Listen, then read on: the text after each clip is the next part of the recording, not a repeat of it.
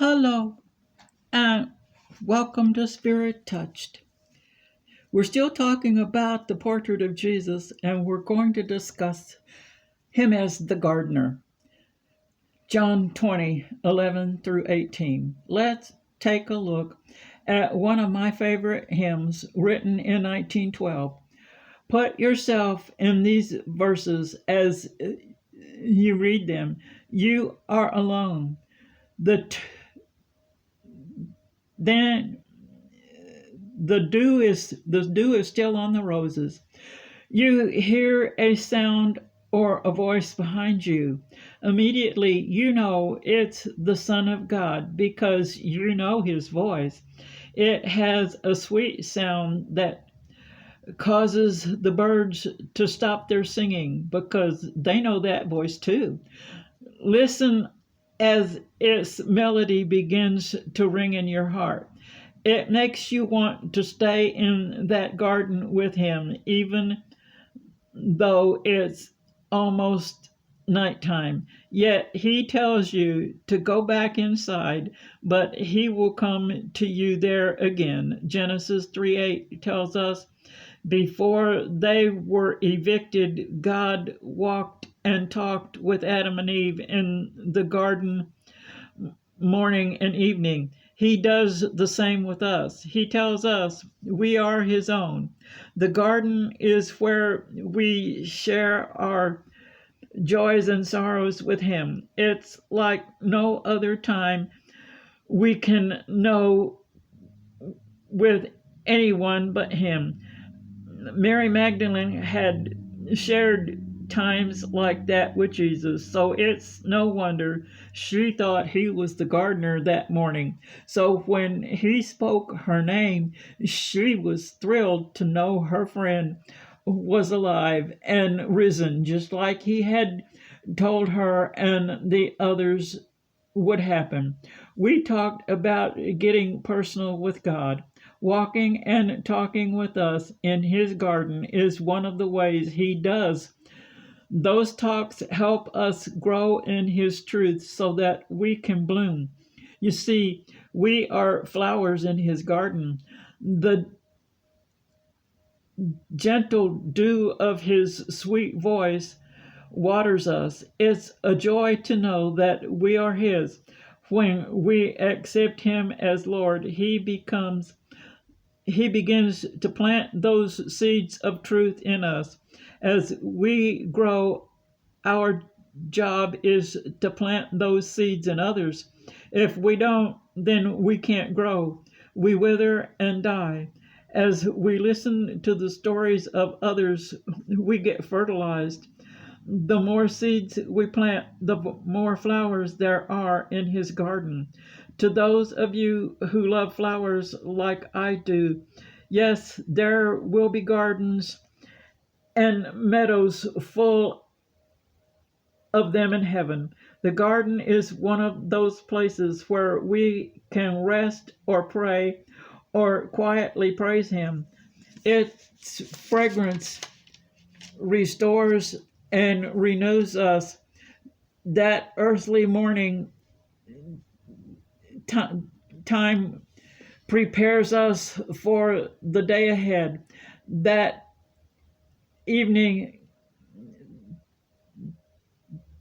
time releases us. Those times in the garden with him are one of his greatest blessings. Most of the love scenes in the Song of Solomon take place in a garden. One of the fruits in those gardens is love. It's where our lover Jesus tells us we are his beautiful garden. Take a look at chapter 8, verse 6. What a beautiful statement of how much he loves us. Oh, to hear the words of 8:13. This is why Mary Magdalene wanted to tarry with Jesus in the garden that first Easter morning. It contains delicious fruits. There are grapes for some of that new wine. Since we are his flowers, he knows us, not just our names, but by our fragrance, which is pleasant to him. That fragrance is the scent of our prayers and the scent of our praises. It's in the garden where we learn for sure that Jesus is ours and we are his. Another very important thing to know is that every single promise in the word is there for you. So is every blessing listed there. The one thing you do not want that's listed there are the curses. His garden is also a place of healing. The next time you are outside, just look at all the beauty around you and how good it makes you feel. Remember, he made all of it for you personally. The TLC he gives us in his garden can't be found anywhere else. Honey has healing properties. Those bees gather the flower nectar to make that honey. All we have to do is taste and see that it is good. The garden and its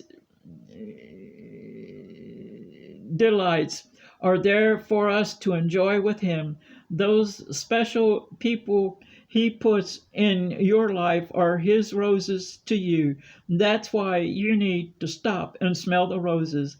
So take time to thank him for all the special roses he has given you. Remember that in his Father's garden, Jesus is the lily of the valley and the bright rose of Sharon. He as well as the healing aloe vera. Excuse me while I take a walk in the prayer garden. We just talked about the gardener. Now let's talk about his beautiful garden. It's a place we can go to rendezvous with him when we feel lonely. The second we enter the gate, that loneliness disappears.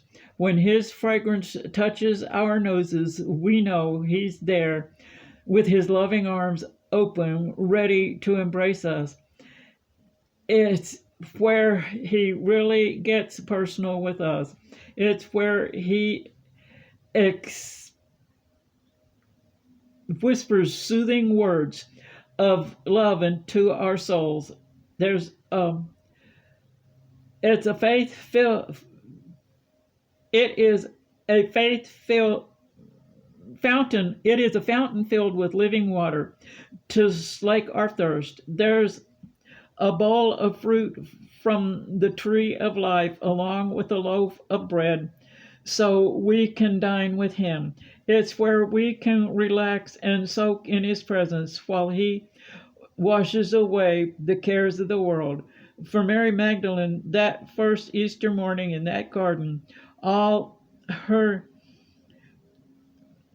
fears melted when she heard him speak her name. In the Garden of Eden, he got personal with Adam and Eve.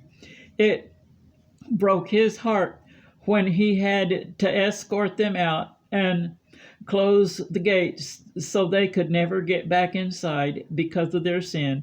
Yet in that Easter garden, Mary's broken heart was mended when she realized who was talking to her.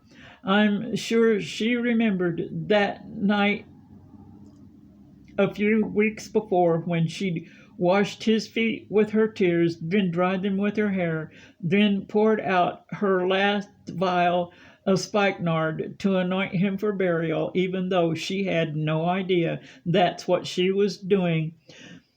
at the time.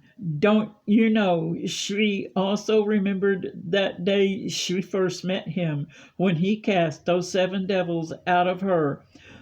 3 times before the garden encounter, she had been near the cross with his mother and John watching him die. Now tears of joy are flowing from her eyes. She has as she sees him alive again. This is just one example of how up close and personal he gets with us. Peter is another. He filled his empty fishing boat with the biggest catch ever. That night he came to shore. He healed his mother in law. Even though he denied Jesus 3 times in Courtyard Gardens, Jesus forgave him on the same beach where he had filled that empty boat, which was the same beach where they had met 3.5 years before, and he told Peter and his brother if they would follow him, they would become fishers of men. And they did. He even saved Peter from drowning that stormy night when he tried to walk on the water. Then there was the blind man. Jesus took some of his own saliva, mixed it with dirt, then touched those blind eyes, allowing the man to see. He would have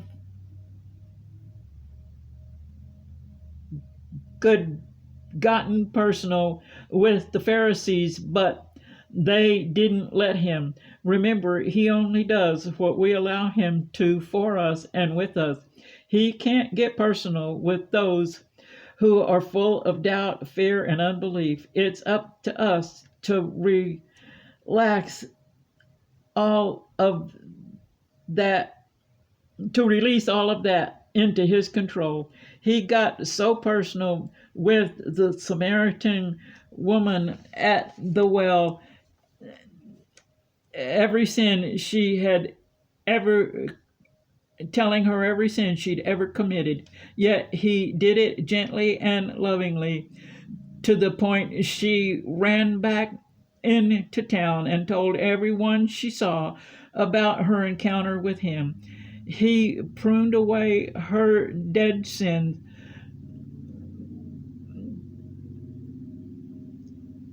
and she immediately began to bloom into a whole new woman. One, come to the garden. Let the Prince of Peace rendezvous with you there and attend to your soul. Dine with him there. You will not leave there the same as when you arrived. Mary Magdalene didn't, neither did Peter and John. For that matter, neither did Adam and Eve. That new earth will have a garden, and yes, Adam and Eve will be in it, walking and talking with their Maker once again. What a reunion that will be. I have been to some beautiful gardens down here, but they can't compare to Heaven's garden. Even though right now I can only see it with my spirit eyes, I know it's real. Once again, I say, come to the garden, get personal with him, make his garden yours too.